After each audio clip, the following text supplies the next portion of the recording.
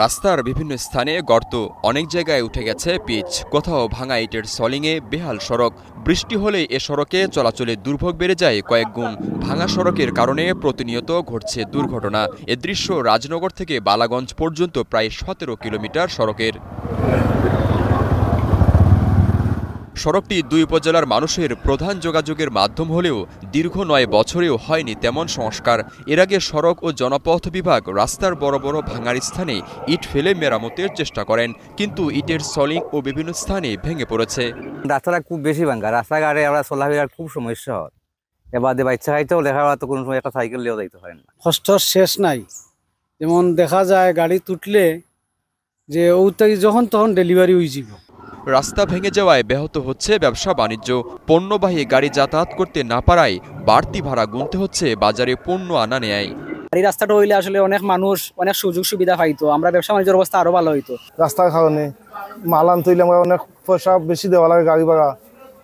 যদি দ্রুত রাস্তাটা কাজ হয় তাহলে আমরা একটা উপকার হইব। চলাচলের অনুপযোগী হওয়ায় ২ মাস ধরে বন্ধ রয়েছে বাস চলাচল। যাত্রীদের এখন শুধুমাত্র সিএনজি অটোরিকশার উপর নির্ভর করতে হচ্ছে। এতে কয়েক গুণ বেশি ভাড়া লাগছে যাত্রীদের।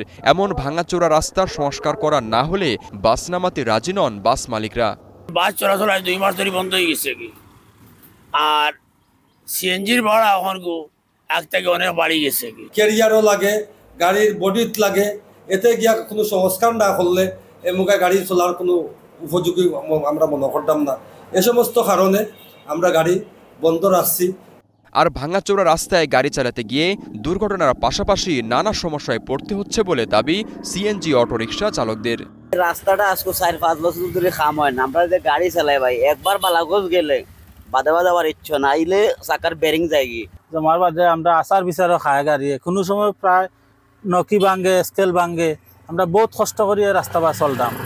খেয়াঘাট থেকে রাজনগর পর্যন্ত প্রধান এই সড়কটি সংস্কারে মন্ত্রণালয়ের অনুমোদন ও পরবর্তী কার্যক্রম শেষ করা গেলে দ্রুতই শুরু করা যাবে সংস্কার কাজ, জানান নির্বাহী প্রকৌশলী। রুটিন মেইনটেন্যান্সের মাধ্যমে আমাদের নিয়মিত কাজ করা হয়। এছাড়া পিএমপি মেজর থেকে সম্পূর্ণ সড়কটি পুনর্বাসনের জন্য উদ্যোগ নেওয়া হয়েছে। এ বিষয়ে আমরা দরপত্র আহ্বান করেছিলাম। দরপত্রটি আমাদের মন্ত্রণালয়ে অনুমোদনের জন্য প্রক্রিয়াধীন আছে। ২০১৬ সালে সম্পূর্ণ সড়কটি মেরামত করে এলজিইডি। ২০১৯ সালে এলজিইডি থেকে সড়কের দায়িত্ব বুঝে নেয় সড়ক ও জনপথ বিভাগ। এরপর একবার বড় বড় খানাখন্দে কিছু ইট ফেলে ভরাট করা হয়। সেগুলির ইট সরে গিয়ে বেহাল হয়ে পড়েছে এ সড়কটি। Desk report, star news.